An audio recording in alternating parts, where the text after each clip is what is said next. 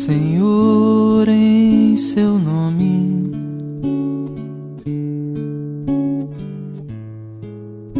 Senhor, em seu nome, eu falava às pessoas, jogava as sementes, plantava e colhia paz. Boa noite a todos. Mais uma vez, uma satisfação imensa poder fazer qualquer tipo de trabalho nessa casa de humildade e amor. Primeiro, queria agradecer a Deus a oportunidade, agradecer também a todos aqueles que nos ajudaram a elaborar e a montar esse trabalho, porque cada vez mais você aprende que só através da coletividade que nós vamos conseguindo dar passos cada vez maiores. Esse tema, as cartas de Paulo, o que serviu de base para que nós pudéssemos trazer um estudo para cada um de vocês, são algumas obras interessantes. O Novo Testamento de Haroldo Dutra Dias, onde consta Marcos, Mateus, Lucas, João e os Atos dos Apóstolos. Temos também sintetizado Vida e Atos dos Apóstolos, de Caibar Schutel. Temos a referência base para o trabalho. Muitos de nós já lemos, mas essa é a história onde nós referendamos todo o trabalho. Paulo e Estevão, onde através do nosso irmão Emmanuel vem trazendo para nós uma história de amor. Talvez, quando nós nos reportarmos na conversão de Saulo, nós veremos um dos atos mais importantes do cristianismo.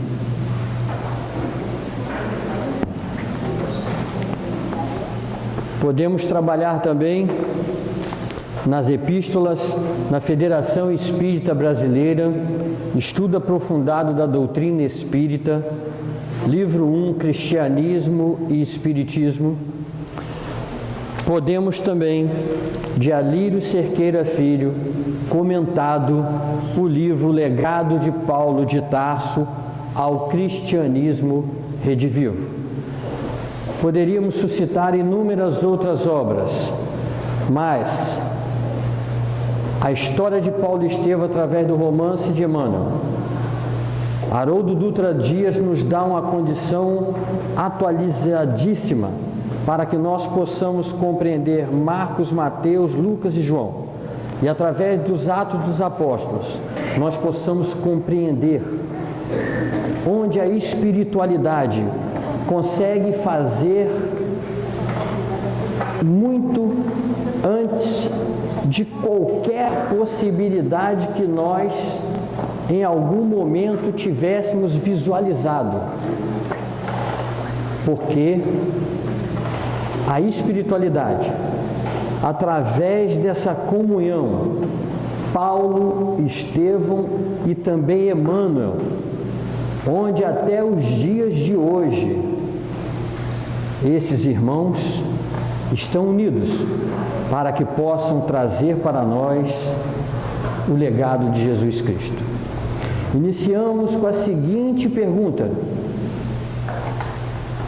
por que a doutrina espírita deve ler e estudar profundamente as cartas de Paulo?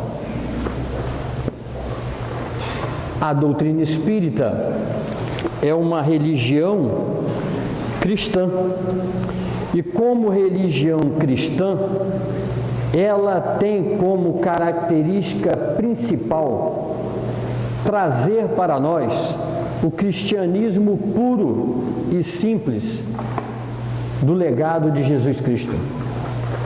A doutrina espírita tem por característica trazer os primórdios principais dos 300 anos iniciais do cristianismo, da pureza do trabalho, dos ensinos de Jesus Cristo e através de Saulo ou Paulo de Tarso.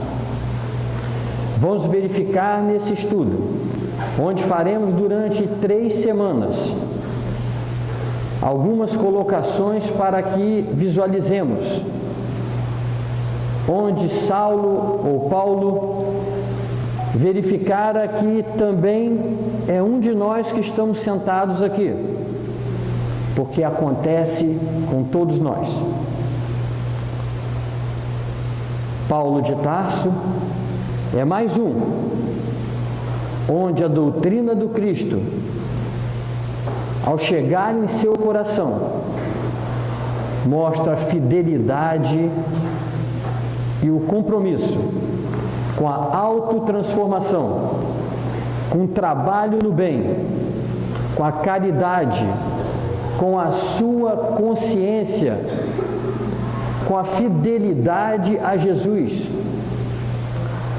e também com a mediunidade. Verifica-se então que nós, através de Paulo, estamos diante de um exemplo, assim como inúmeros outros já nos apresentaram até nós, mostrando a sua dificuldade, mas quando apresentado a Jesus, a sua modificação por completo. Cada um de nós que estamos aqui, dentro da sua individualidade, tem a sua história. E a sua história se divide em 2. Antes de conhecer Jesus e depois de conhecer Jesus. Esse conhecimento de Jesus, para cada um de nós, é a lei de amor. E a lei de amor, onde a doutrina espírita, que há 2000 anos ele falava para nós: não trareis nesse momento toda a verdade, mas enviarei para vós o Consolador prometido, que não deixará pedra sobre pedra, ou seja, não deixará pergunta sem resposta.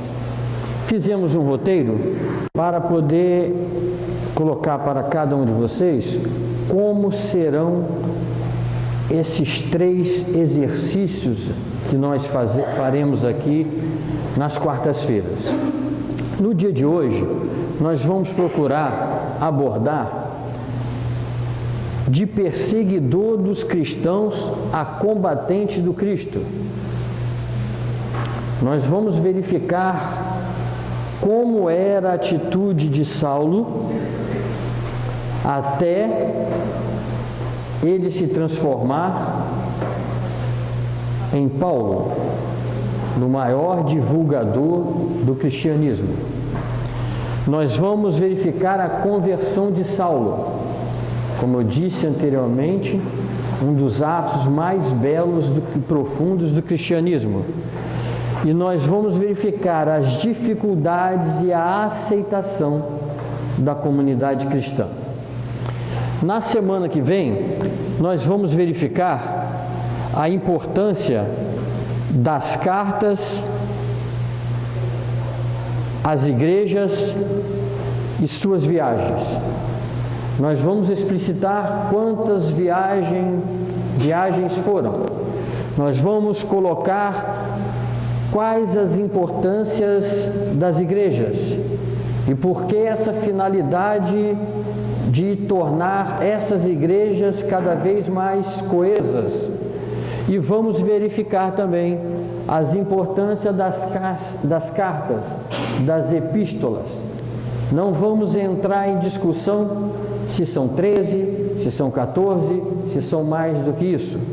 A preocupação da doutrina espírita é quanto ao conteúdo, qualidade e não quantidade. E vamos verificar os ensinos evangélicos.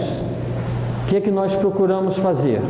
Abordamos essas obras que falei para cada um de vocês e fizemos um comparativo com o Pentateuco, codificado pelo nosso querido irmão Allan Kardec.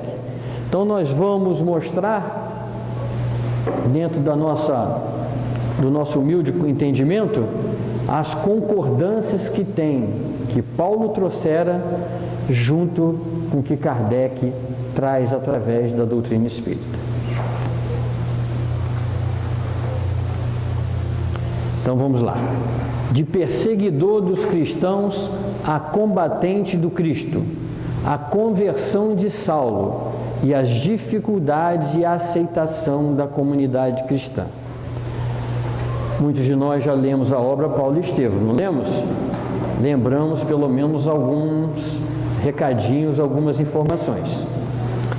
Saulo, desde a sua infância e adolescência, ele foi criado dentro da lei mosaica, onde verificar através dos costumes culturalmente criados por Moisés e também pelos profetas de Israel.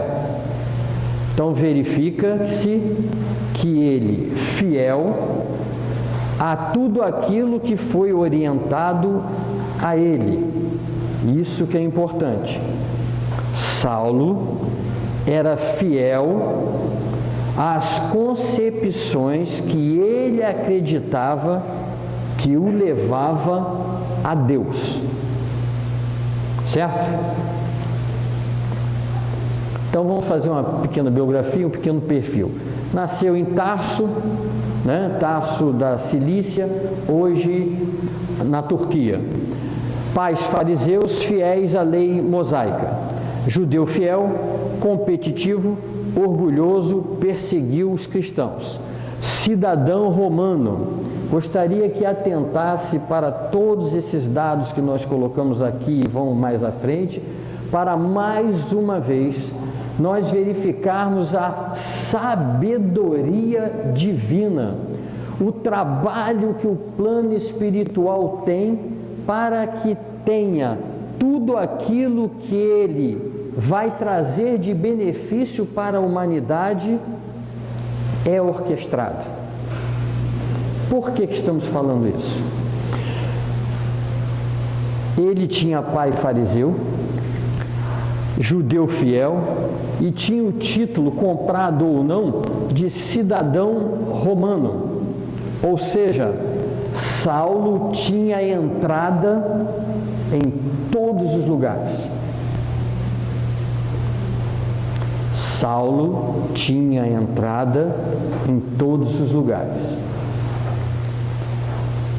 Aos 30 anos, era doutor da lei, sonhava em submeter os sábios da Grécia e os poderosos de Roma ao poder do Deus único de Israel. Então ele, impetuoso, prepotente, inteligentíssimo, ele tinha como característica a intenção do Deus único de Israel. Ele sabia dos poderosos da força de Roma e sabia também da inteligência dos gregos, até porque ele foi criado em Alexandria e recebeu inúmeras informações dos sábios de Atenas. Então verifica que Saulo se compromete dentro das suas conversações com seus amigos, dentre eles Sadoc, para que ele pudesse, logo almejando, já que já vislumbrava que Gamaliel, mais à frente, estaria se aposentando dos afazeres do Sinédrio. Então ele já pensava, já que Gamaliel conversava muito com seu pai Isaac, fazendo com que grandes condições de Saulo ocupar alguma posição de destaque no Sinédrio. O que é Sinédrio? Sinédrio é uma assembleia dos judeus, de juízes, onde determinava, em função das posições de destaque, religião, política, onde definia o que regia aquelas localidades. Escreveu 13 dos 27 livros que compõem o Novo Testamento, tradições farisaicas que levaram à intolerância e perseguição aos cristãos. Então, como Saulo, a característica dele foi perseguir os cristãos. Mas por que perseguir os cristãos? Perseguir os cristãos em função do que ele fora orientado desde a infância e a juventude. Teve em Gamaliel um dos mais sábios e notáveis rabinos daqueles tempos, seu educador. Está em Atos 5, de 34 a 39. Gamaliel era um sábio e Gamaliel tinha por característica evitar aqueles irmãos que estavam no chamado caminho, aqueles irmãos que faziam parte da casa do caminho. Que caminho é esse? O caminho que levava a Jesus Cristo. O caminho onde aqueles que viram o Cristo, através dos apóstolos. Além dos apóstolos, nós tínhamos pelo menos mais 7 auxiliares dos apóstolos, entre eles Estevão. Estevão, pelo que a gente verifica na sua história, é um dos espíritos mais evoluídos que tinha acerca daqueles escolhidos para que fossem os auxiliares dos apóstolos. Gamaliel então aconselha o sinédrio a não tentar contra a vida dos apóstolos. Olha só, Gamaliel, sábio, judeu, tinha as concepções voltadas à lei de Moisés, mas também verificara que, se aquilo era perseguição dos homens, ela logo deixaria de ter serventia, porque se é de Deus, ela perduraria para o resto da vida. E assim, Gamaliel vem trazer para nós em Atos uma informação que devemos sempre atentar como um conselho. E agora digo-vos, ele falando para todos os juízes do sinédrio, e agora digo-vos, dai de mão a estes homens e deixai-os, porque se este conselho ou esta obra é de homens, se desfará, mas se é de Deus, não podereis desfazê-la, para que não aconteça serdes também achados combatendo contra Deus. Serviria muito bem o conselho de Gamaliel na noite de São Bartolomeu, quando colocaram fogo nos livros espíritas. A doutrina espírita não está aqui até hoje, cada vez mais sólida, porque é de Deus. Verifica que o plano espiritual vem trazendo gradativamente os conselhos. E mais uma vez nós lembramos que vejam quem tem olhos de ver e ouvidos de ouvir. É isso que ele quis dizer. Cada vez mais nós vamos fazendo os comparativos com o que Jesus trouxera, com o que os apóstolos à frente vão trazendo, e hoje o que a doutrina espírita traz para nós. No último dia de aula a gente vai mostrar um gancho seguidos de toda essa história. Então, como Saulo tinha uma posição de destaque na sociedade judaica, ele tinha qualidades pessoais, preparo intelectual e relações familiares. Então, verifica-se que, para se fazer tanto uma perseguição aos cristãos ou auxiliar os cristãos, você tinha que ter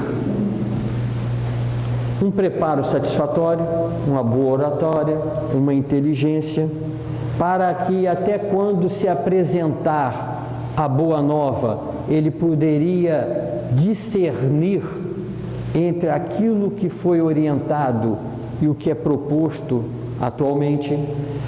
É também saber se você tem qualidades pessoais no tocante a que essa entrada seja feita de uma forma, naquela época, poderíamos dizer não por simpatia, até por imposição, mas era a forma de respeitabilidade que existia naquela época.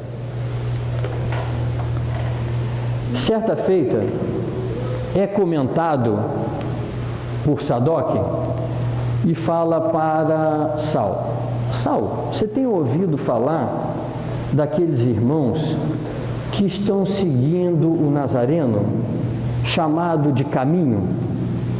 Aí Saulo fala assim: são aqueles miseráveis, aqueles pobres, aqueles que não têm aonde ficar. De que espera-se deles? E Sadoc continua insistindo. Mas lá tem uma pessoa de nome Estevão, onde essa pessoa começa através da oratória e dizendo que Jesus Cristo é o Filho de Deus, onde viera para trazer para cada um de nós a boa nova, a orientação para que nós possamos gradativamente entender de uma outra forma daquela preconizada pelas leis humanas criadas culturalmente por Moisés e pelos profetas de Israel. E aí Saulo fala: se for alguma situação que não traga prejuízo para a lei de Moisés, mas se for algo que caia em dissonância com aquilo que nós temos entendimento, o perseguiremos com a força e levaremos ao Sinédrio. E ele pergunta mais uma vez: quando é a próxima pregação? Vai ser no sábado. E ele fala para Sadoc: Sadoc, então me chame que eu vou com você. E assim, chegado o sábado, Saulo chega e aqueles outros irmãos já conhecedores da sua fama, verifica-se a possibilidade dele sentar logo nas primeiras cadeiras. Limparam para ele e ele senta jubiloso dentro da sua posição de destaque para ouvir a Estevão. E Estevão, nas suas narrativas, começa a pregar tudo aquilo que nós procuramos estudar na doutrina espírita, a respeito principalmente da lei de amor que Jesus Cristo trouxera para cada um de nós. Em determinado momento, Saulo pede a licença para falar. Em voz mais grave, começa a tentar descaracterizar tal pregação. Que Nazareno é esse? Aquele que é carpinteiro? E Estevão logo retruca: muito bom ele ser carpinteiro, pelo menos teremos moradia para todo mundo. E aquilo para Saulo já começa a ser um afronto. Por que um afronto? Que ninguém levantara a voz para ele, já que ele era um doutor da lei. E Saulo começa a tentar persuadir todos aqueles, inclusive ali naquele meio tinha alguns fariseus que já estavam contorcendo, fazendo com que não aceitasse a pregação de Estevão. Certo momento, Saulo pede a ele que continue ou faça uma discussão com ele.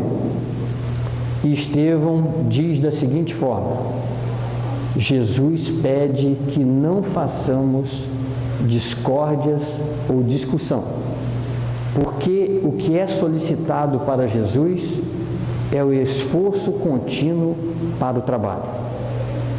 Mas mesmo assim, impondo a sua voz, Saulo pede para que ele continue na sua fala. Estevão mais uma vez diz para Saulo: você, através do sinédrio, pode tentar me calar, mas a voz de Deus ninguém calará. Então, quando começa a ouvir falar dos homens do caminho, já vê em Jesus algo contrário à lei mosaica. Então, verifica-se que já é uma primeira forma de Saulo ficar contrário a Jesus, em função de o que era falado por Estevão, não batia com aquilo que falava os costumes da lei mosaica, mas também já era uma oportunidade apresentada a Saulo para que mudasse o seu ponto de vista. Então, nessa passagem, Saulo conhece Jesus por Estevão. É o primeiro chamamento para converter-se. Saulo forja provas contra Pedro, João e Estevão. verifica-se que, por mais que Saulo tenha sido fiel àquilo que ele é orientado, Saulo, em função da perseguição aos cristãos, ele poderia estar num processo obsessivo?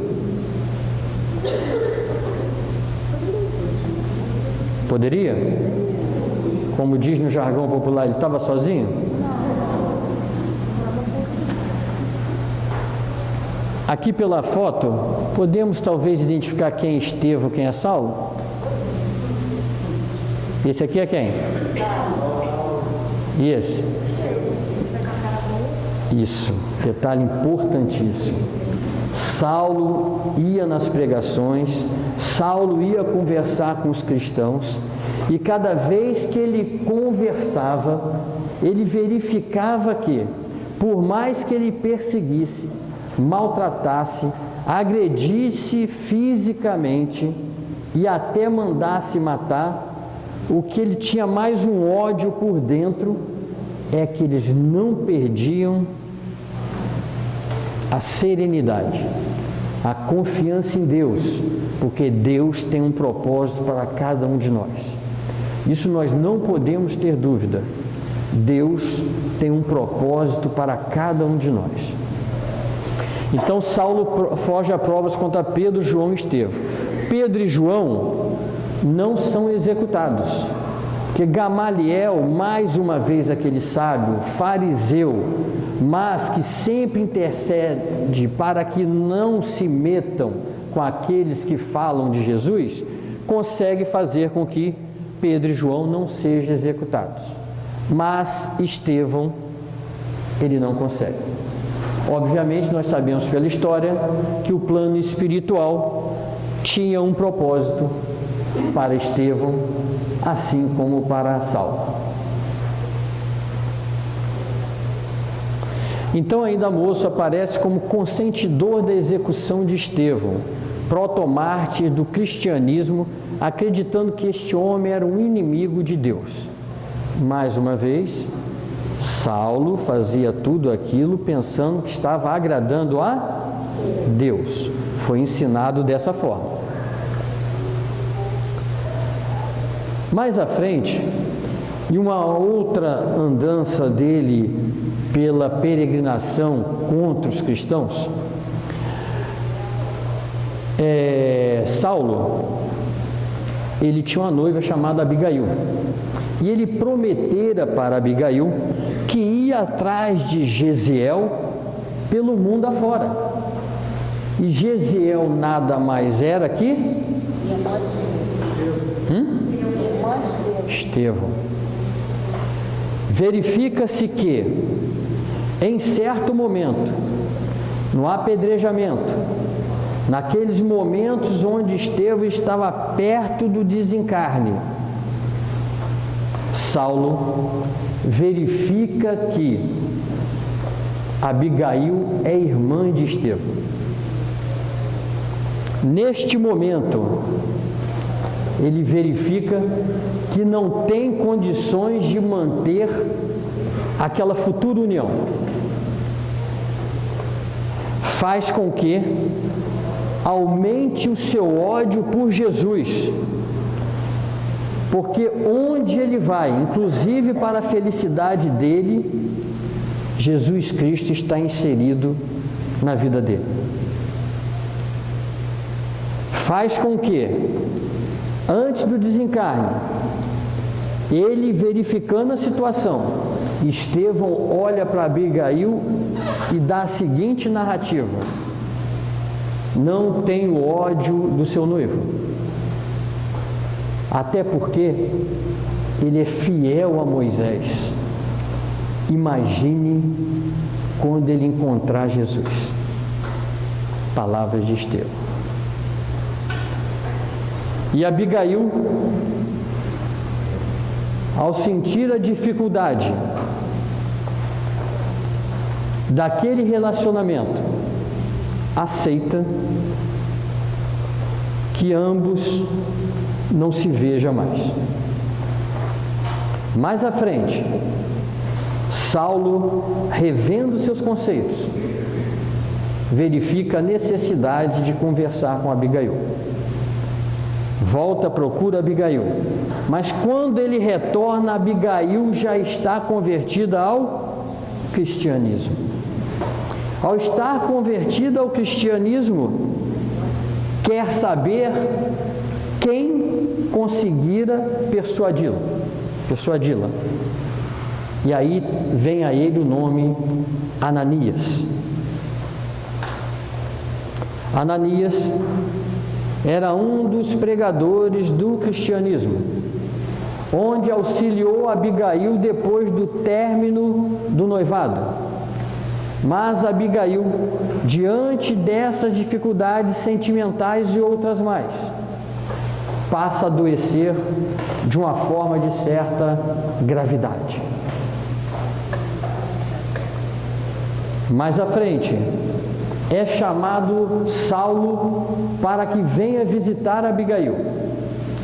E ao visitá-la, devido à informação que ela recebera anterior, que ela não passaria daquele dia. E assim, ao ser visitada por Saulo, Abigail também faz mais uma declaração ao Saulo. Saulo, não poderei seguir nesta viagem com você, mas não ficarás sozinho. Tanto eu como Estevão, através de Jesus Cristo, continuaremos contigo na caminhada. Abigail recebe a mensagem através de seu irmão Estevão. Olha como o plano espiritual vai lindo, fantástico, maravilhoso. E sabendo disso tudo, vivenciando isso tudo, Saulo, mais uma vez, verifica dentro da arrogância, da prepotência, do orgulho de sua vaidade, que Jesus é um intruso em sua vida. Não poderia atacá-lo como pessoa, mas iria atacar todos aqueles que pregavam a tua voz, a tua palavra.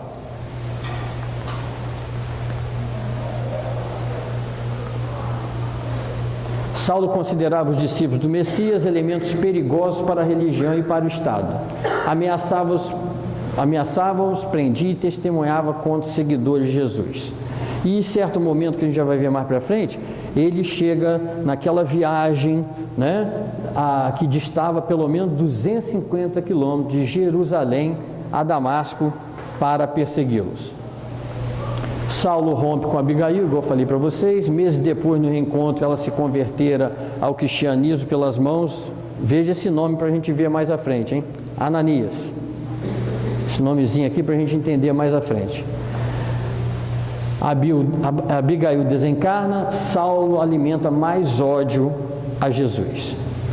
Não satisfeito com a perseguição devastadora em Jerusalém, pediu cartas ao príncipe dos sacerdotes para as sinagogas de Damasco com o fim de levar presos para Jerusalém.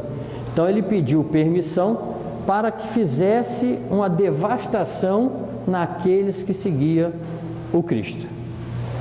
O governador de Damasco era favorável aos judeus, favorecendo então a perseguição de Paulo aos cristãos.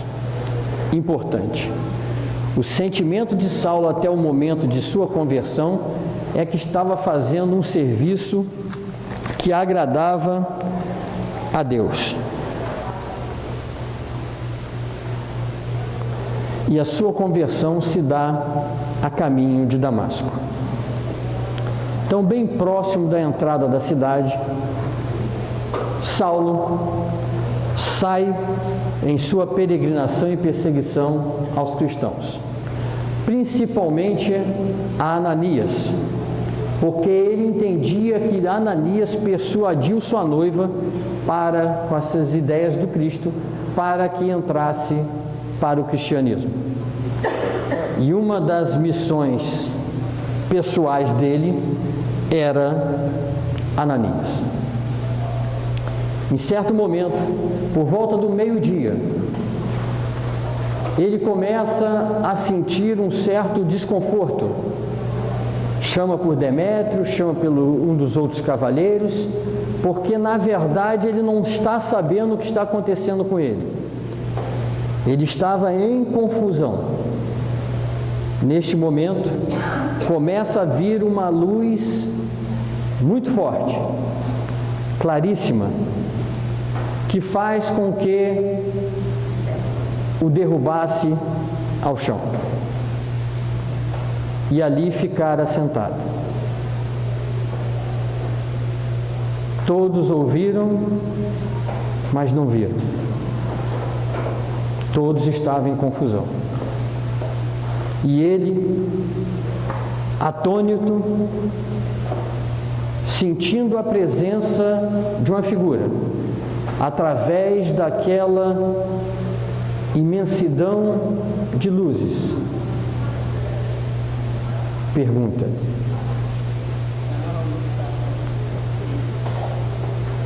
Jesus olha e fala para ele: Saulo, Saulo, por que me persegues?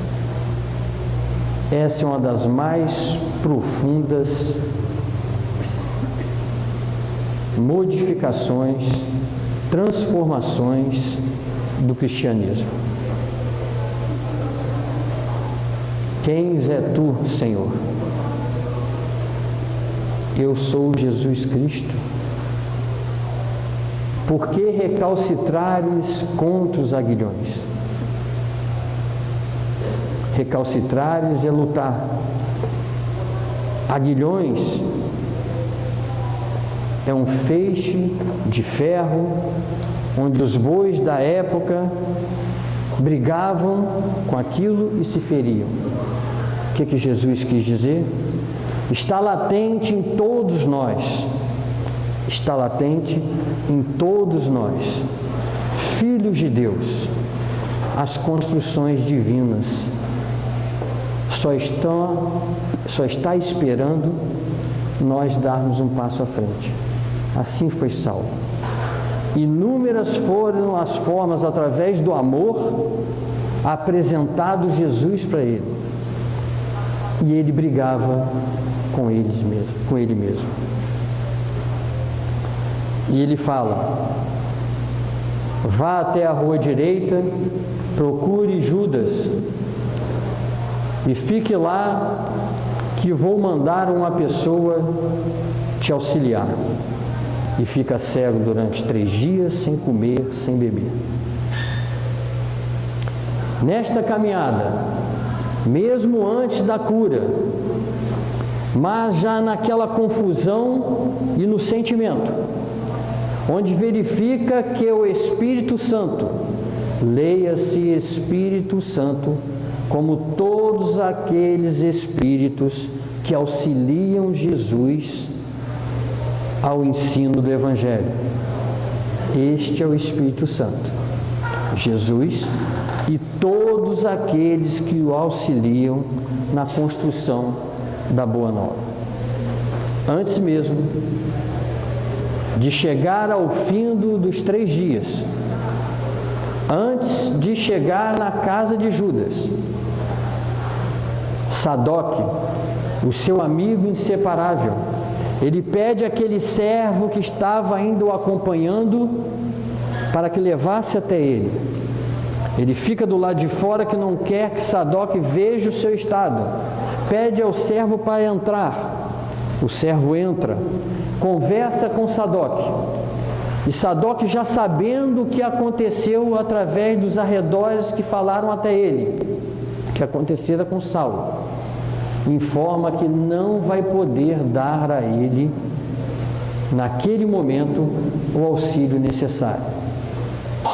E ele volta o servo, sem jeito, para poder dar essa informação a Saulo. E Saulo fala: mas parece que eu escutei a voz dele. O servo, sem saber disfarçar aquilo que Saulo verificara, Saulo já entendera ali o que Jesus, numa pequena escala, sentira tempos atrás. Ali ele já começava, aqueles que apresentava como seus amigos na perseguição aos cristãos, já não apontava da mesma forma.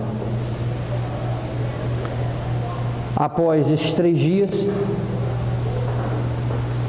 no meio desses 3 dias, assim como Saulo tentou falar com Sadoc, Ananias recebe a mensagem e a visão do Cristo. Cristo fala: vá à rua direita, na casa de Judas, e procure lá um homem. Vá e o auxilie. O nome dele é Saulo. E Ananias, sabendo da fama, mas Senhor, ele é o perseguidor dos cristãos. E Jesus torna a falar dentro da sua evolução moral: vá. E assim, Ananias chega até Saulo e já encontra o homem brigando com a sua autotransformação. Aquele homem rude, bravo, odioso nas suas atitudes, nas suas informações, deixa de existir. Tem uma conversação calma, tranquila com Ananias. E ali Ananias fala: se é a vontade de Deus, se é a vontade de Jesus, que se faça cumprir o prometido. E Saulo novamente começa a enxergar. Verifica-se que, como dissemos anteriormente, naquela imagem que está ali, Saulo, obviamente, era obsediado. Existiam inúmeros irmãos que não queriam que o cristianismo viesse à baila. Mas a evolução moral do Cristo fez com que todos saíssem do local. Muitos de nós podemos falar que quando entramos na doutrina espírita, somos um hoje, éramos outras pessoas antes de adentrar essa casa, essa religião. Todos nós somos Saulos, resguardadas as proporções. Todos nós somos Paulo. Porque o que Saulo sentiu depende da individualidade do ser, da construção de cada um. E é isso que nós viemos buscar.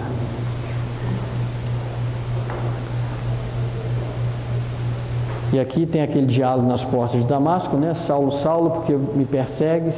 Quem sois vós, Senhor? Eu sou Jesus. Saulo perde a visão, é orientado a ir a Damasco e procurar Ananias. Após a sua cura, Paulo confessa a sua fé em Jesus Cristo, recobrou a vista e recebe o batismo. Com a energia que o caracterizava, começa a pregar nas sinagogas que Jesus era o Cristo, Filho de Deus vivo, para espanto dos judeus. Então foi fácil ele sair de uma situação de perseguidor para divulgador de Jesus? Não. Justamente. Então, o que ocorrera na verdade? Principalmente entre aqueles que divulgavam o cristianismo, ele teve que ser apresentado por Barnabé. Barnabé teve que apresentá-lo e falar de tudo o que tinha acontecido dias atrás até aquela apresentação, para que eles confiassem. E por outro lado, quando ele começa a fazer as pregações nas sinagogas, começa aqueles irmãos judeus tratar ele com pejorativos, mostrando a ele que devia estar doente, devia estar acometido de algum mal. Respeitava-o ainda, por isso não tomavam as mesmas atitudes que ele tomava anteriormente. Em suas epístolas, atribui a sua conversão à graça e poder de Deus. Jesus não somente falou a Paulo, mas também lhe apareceu. Chama isso de visão celestial.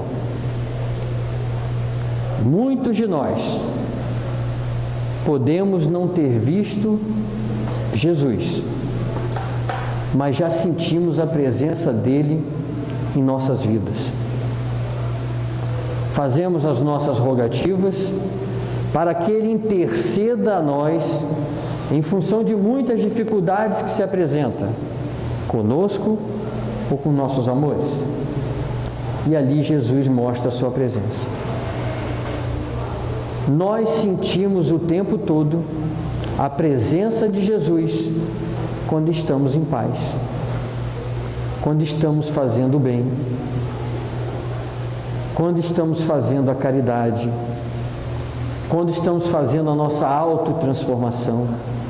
E o que é lindo no trabalho da espiritualidade, que ele deu condição a Saulo, Paulo de Tarso, nesta mesma encarnação, ter Estevão, aquele em que Saulo era o seu algoz. Estevão passa a ser aquele, junto com Abigail, que traria para ele as informações do Cristo. Ou seja, como se Estevão e Abigail são seus anjos da guarda na missão que ele tinha: combater o bom combate. É isso que nós fazemos nas nossas vidas. Todos nós, indistintamente, combatemos o bom combate. O que é mais interessante é que nós visualizamos como Saulo uma pessoa super tranquila. Mas é lógico que na sua transformação tivera dificuldades, discórdias, perturbações, dores, preocupações que nós temos no dia a dia. Paulo é um de nós. Combater o bom combate é essa briga incessante em aquilo que se apresenta no dia a dia e nós verificamos se vencemos ou não. Saímos derrotados em inúmeras situações, porque é ainda mais forte em nós o vício naquele quesito. Mas em outros quesitos, as virtudes já começam a florescer de nós.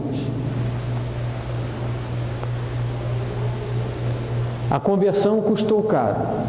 Os cristãos duvidavam de sua transformação, temendo que estivesse fingindo para se infiltrar na igreja e continuar suas perseguições. Muito normal, né? Eles estarem preocupados com isso. Ele forjou provas contra Pedro, João e Estevão. Fez 1000 situações adversas para dizimar cristãos. Os cristãos podiam duvidar dessa transformação. Os judeus se tornaram contra. Ele perseguiam nos lugares em que pregava na Ásia, na Europa e até em Jerusalém. Após a sua conversão, Paulo deu início à obra da evangelização. Deus revelara que ele era o vaso escolhido para levar o seu nome diante das gentes. Deus revelava que ele era um vaso escolhido para levar o seu nome diante das gentes. Quantos são aqui os vasos escolhidos por Deus para levar o seu nome diante da gente? Temos inúmeras missões. Começamos dentro do nosso lar, com a nossa família, com os nossos amores. Dependendo do seu desempenho, esse desempenho pode levar o nome de Jesus naqueles que nos deram como empréstimo. Quando a doutrina espírita vem trazer para nós a possibilidade de nos evangelizarmos, são principalmente através dos nossos exemplos. Porque a fé sem obras, ela é morta. O plano espiritual elaborou tudo isso, que da mesma forma que Saulo, ao ter entrada em todos os centros, Roma, Grécia, Israel, Macedônia, Antioquia, Jerusalém, da mesma forma, onde ele passara, onde começou a propagar a doutrina e o amor de Jesus Cristo, toda vez que ele tinha que fugir, uma vez dentro de cesto, outras vezes na calada da noite, outras situações como vão verificar na semana que vem, quando fora preso, por ter inúmeros títulos, conseguia fazer com que escapasse da prisão e, consequentemente, da morte, fazendo com que outros, cada vez mais superiores, desse condição dele se defender. Dos reis e dos filhos de Israel, isto é, missionário e apóstolo. Está em Atos 9, 15 e Atos 26, de 16 a 20. Aqui então, para finalizar o dia de hoje, nós temos uma cronologia da vida de Paulo. O nascimento de Tarso, 5 ou 6 depois de Cristo, e vem a ter a sua prisão e morte em 67. Aí nós vamos tratar depois na semana que vem. Nós vamos tratar na semana que vem a primeira, da segunda viagem, da terceira, né? Nós vamos falar do início dessas pregações também. Vamos falar da sua primeira prisão. Vamos falar também dessas pregações e do que ocorreram nas pregações. E principalmente vamos falar do contexto que as cartas, as epístolas trazem para cada um de nós. Então, no primeiro momento, nós vamos encerrando na noite de hoje com esse slide, né, com essa apresentação. O trabalho sobre a carta de Paulo é muito edificante, principalmente porque Paulo ele vem trazer para nós o Evangelho de Jesus.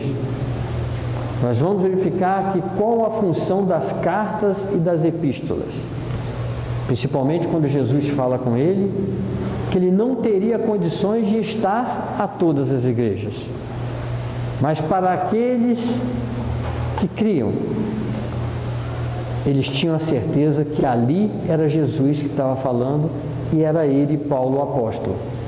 Ele não tinha necessidade de estar em todos os locais. E assim Paulo consegue manter coesa as igrejas. E essa é a característica da doutrina espírita. Manter coesa a religião espírita. E é isso que nós temos que procurar gradativamente nos esforçar. Mais uma vez, obrigado aí pela paciência de vocês.